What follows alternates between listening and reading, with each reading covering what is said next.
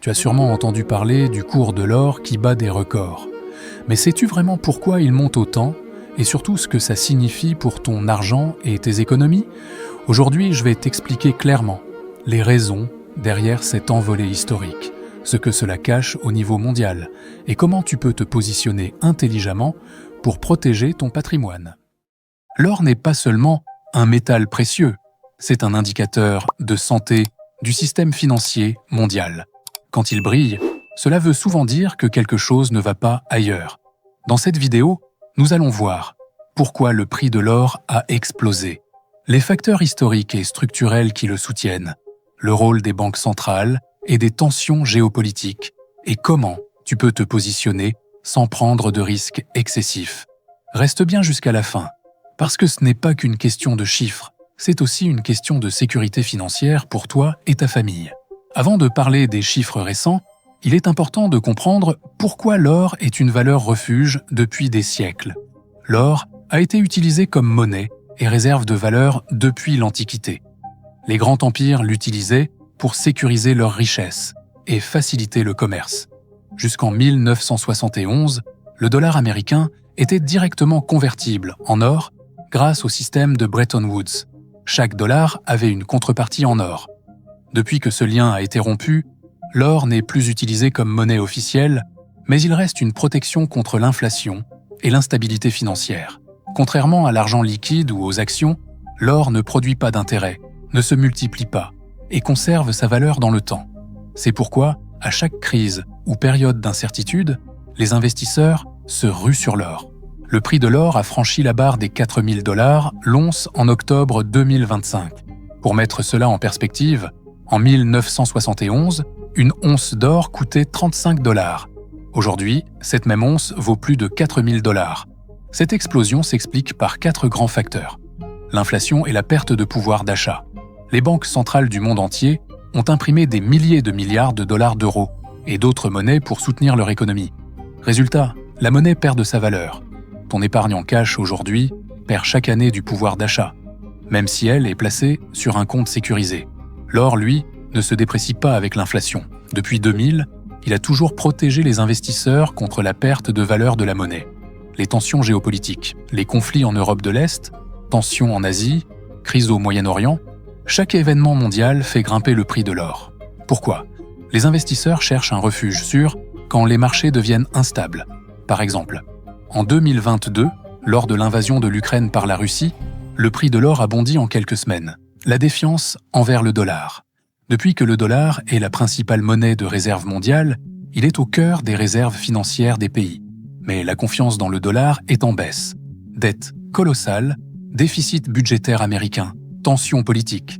Ça a pour conséquence que les banques centrales diversifient leurs réserves en achetant massivement de l'or.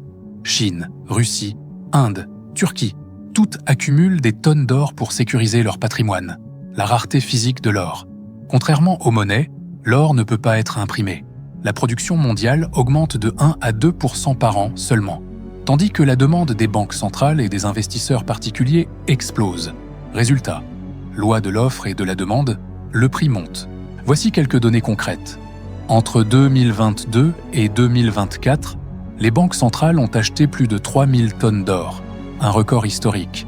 En 2025, le prix de l'or atteint 4 000 $ l'once, soit une augmentation de 40% en un an et 100% sur 5 ans. Comparé aux obligations américaines, dont le rendement réel est souvent négatif à cause de l'inflation, l'or est devenu un placement plus attractif, même s'il ne rapporte pas d'intérêt. Ces chiffres montrent clairement que l'or n'est pas seulement un actif spéculatif, c'est une assurance contre les crises monétaires et financières. Comment les banques centrales influencent le marché?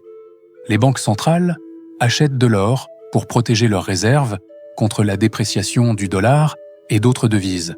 Cette tendance est particulièrement marquée en Chine, en Russie et en Inde. L'objectif est de sécuriser une partie de leur patrimoine en dehors du système financier américain, surtout dans un contexte de sanctions économiques et de guerre commerciale. Le message est clair, si même les plus gros acteurs du monde achètent de l'or, c'est qu'ils anticipent un risque pour le système monétaire actuel. L'or comme protection pour toi. À l'heure où tu m'écoutes, Tu es probablement en train d'épargner pour ta retraite ou pour des projets importants. Voici pourquoi l'or peut avoir sa place dans ton portefeuille. La diversification. L'or n'est pas corrélé aux actions ou à l'immobilier. Dans une crise boursière, il tend à conserver sa valeur, ce qui réduit le risque global de ton portefeuille. Différentes options d'investissement. Tu peux acheter de l'or sous forme physique, comme des lingots ou des pièces. Les avantages sont la possession réelle et la sécurité en cas de crise. Mais le stockage et l'assurance peuvent être un inconvénient. Mais ne t'inquiète pas, tu peux aussi acheter de l'or sous forme d'ETF. Ce sont des fonds qui répliquent le prix de l'or. Avantages, liquidité et simplicité. Inconvénients, pas de possession physique. Tu as aussi des actions de sociétés minières. La possibilité de gain est plus élevée, mais la volatilité est plus importante. Et pour finir, il y a les produits dérivés. C'est plutôt réservé aux investisseurs expérimentés, car très risqué. Les experts se suggèrent 5 à 10% du portefeuille en or pour équilibrer le risque. L'objectif n'est pas de devenir riche rapidement, mais de protéger ton patrimoine dans un monde incertain.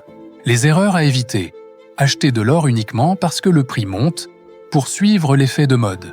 Tu risques de te prendre une correction, vendre à perte et regretter.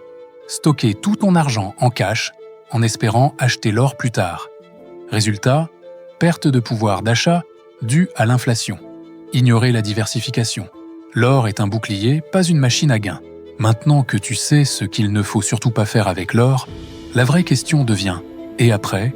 Que peut-on raisonnablement attendre des prochaines années et surtout, comment se préparer sans paniquer ni spéculer à l'aveugle? La tendance actuelle pourrait se poursuivre tant que l'inflation reste élevée et que la confiance dans les monnaies fiduciaires baisse. Les tensions géopolitiques et les banques centrales continueront d'influencer le marché. Il est probable que l'or reste une composante clé des réserves mondiales et personnelles. Pour toi, la priorité est claire. Protéger ton patrimoine et ne pas te laisser surprendre par les crises. Si cette vidéo t'a été utile, laisse un like, abonne-toi à la chaîne et active la cloche pour ne manquer aucune de mes prochaines vidéos. Et dis-moi en commentaire, as-tu déjà investi dans l'or ou penses-tu le faire maintenant ?